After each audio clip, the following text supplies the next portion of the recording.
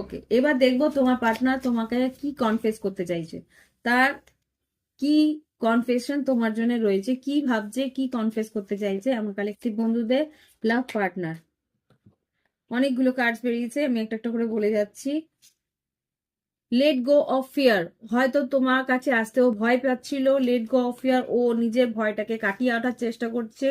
I love you বলছে, যে মনে মনে কিন্তু ও প্ল্যানিং করছে যে তোমাকে সে কিভাবে ও অফারটা দেবে।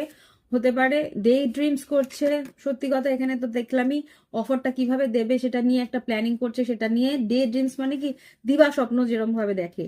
মাই ওয়ার্ল্ড আর স্পার্ক, এখানে যেটা দেখতে পাচ্ছি মাই ওয়ার্ল্ড এসছে আর স্পার্ক এসছে।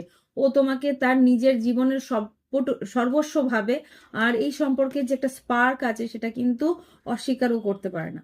তো এই ধরনের রিডিং এর জন্য অন্তত একটা লাইক দিও আর সঙ্গে থেকো। Bye bye, have fun.